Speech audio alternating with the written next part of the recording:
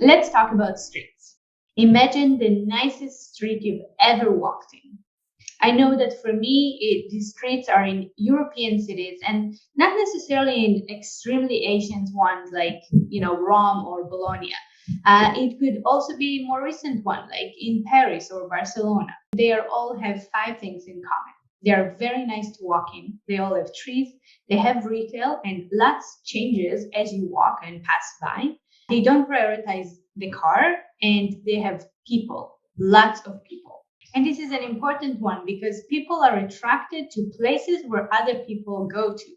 It has the social proof that this place is worth spending your time at, and also this sense of safety. But I know, we're in North America. So let's focus on our streets here. I know you must be thinking, where do we get a chance to design a street from scratch? So first of all, we do. In recent master plans like Regent Park or Alexandra Park, there are streets that were designed from scratch. But also, designing a street happens every time we design a new building.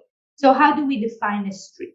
A street is defined by its right-of-way, and the right-of-way is defined by the space between two property lines that usually include the sidewalk and the road. In the city of Toronto, we also use the right-of-way to define the appropriate height of a building, or at least its definition. So the mid-rise buildings are defined as equal to the right-of-way, and tall buildings are defined by anything greater than in height than the right-of-way, and low-rise anything that is lower than the right-of-way. But that ratio between the right-of-way and the building height is really important to define that experience, the pedestrian experience when you walk down the street.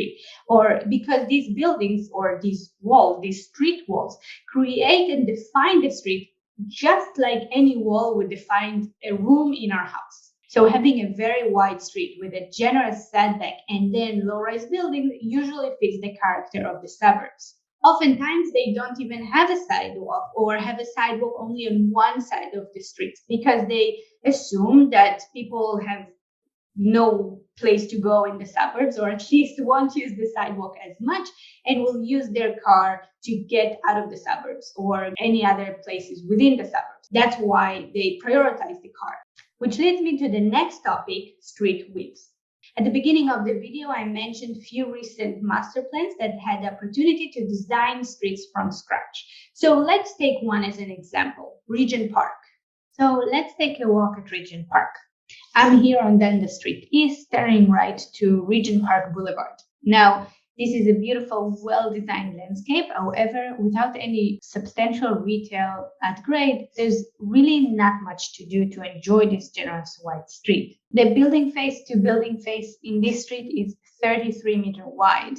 You know what else is 33 meter wide? One way of the gardener.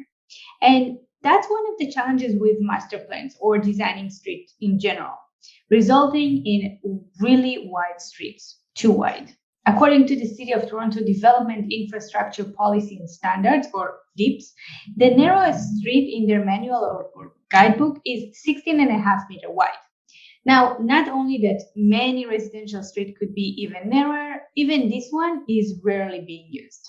So back to Regent Park. Let's turn right to this small residential street of townhouses. The right-of-way is 20 meters. Similar to commercial streets like Bloor and College. And now let's turn left again to Sackville Street. And this one is 23 meter wide, but you can see that the buildings are much taller. So the proportion is very different.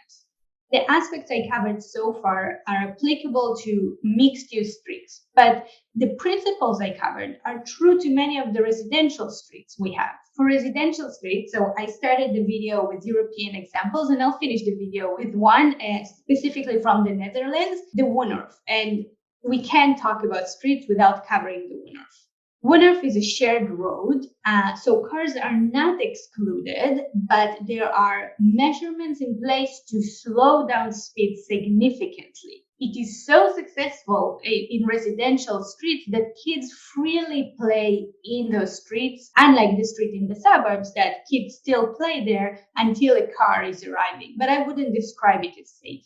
The Woonerf is a great example how you can design narrow residential streets with nice trees and still create a safe environment, but not prioritize the car.